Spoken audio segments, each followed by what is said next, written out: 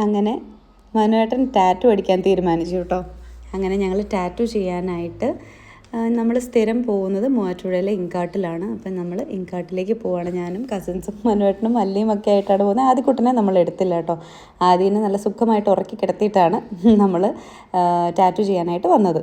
അപ്പോൾ ഇവിടെ സാധാരണ നമ്മൾ സ്ഥിരമായിട്ട് വരുന്നത് കൊണ്ട് തന്നെ അമലിനും അഖിലിനും നമ്മളെ നല്ലപോലെ അറിയാം.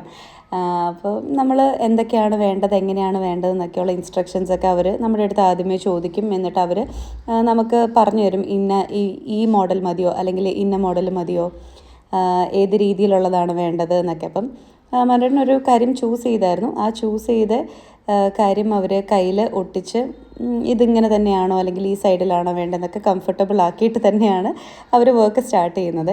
പക്ഷേ എനിക്ക് സത്യം പറഞ്ഞു കഴിഞ്ഞാൽ നല്ല ടെൻഷൻ ഉണ്ടായിരുന്നു.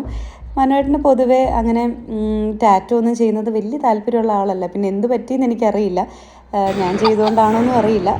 എന്തായാലും ടാറ്റു ചെയ്യാനായിട്ട് സ്റ്റാർട്ട് ചെയ്യും കേട്ടോ.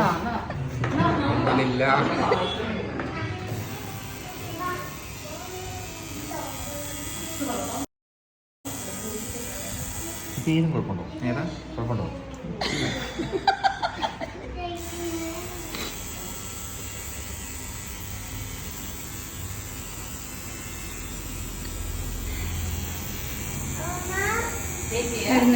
ഇങ്ങോട്ട് വന്നേ, ഇത് നോക്കിയേ, അല്ലേ നോക്കാമോ?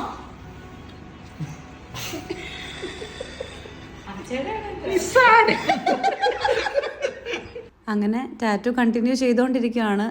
ഞങ്ങൾക്ക് സത്യം പറഞ്ഞു കഴിഞ്ഞാൽ മനുവേട്ടൻ്റെ ഓരോ എക്സ്പ്രഷൻസ് കാണുമ്പോൾ ചിരി വരുന്നതിൻ്റെ ഒപ്പം തന്നെ സങ്കടവും വരുന്നുണ്ട് കേട്ടോ. പക്ഷേ നിർത്താനായിട്ട് പറ്റുന്നൊരവസ്ഥയായിരുന്നില്ല. കാരണം ടാറ്റു സ്റ്റാർട്ട് ചെയ്ത് തുടങ്ങി. അപ്പോൾ ഇനിയിപ്പോൾ അത് ഫിനിഷ് ആവുന്നത് വരെ എന്തായാലും സഹിച്ചേ പറ്റുള്ളൂ.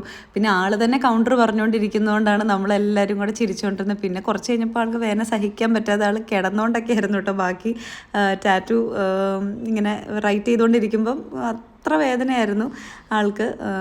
കാരണം നമ്പിങ് ക്രീം ഒന്നും യൂസ് ചെയ്യുന്നില്ല. അപ്പോൾ എനിക്കും സങ്കടം തോന്നുന്നുണ്ടായിരുന്നു.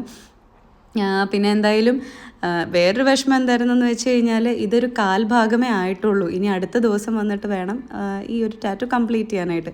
എന്തായാലും മനുവേട്ടൻ്റെ കഴിഞ്ഞ് കഴിഞ്ഞപ്പോൾ ഞാൻ മനുവേട്ടൻ തന്നെ കയ്യെ കാലേ പിടിച്ച് ഒരു ടാറ്റുവും കൂടെ ചെയ്തു കേട്ടോ.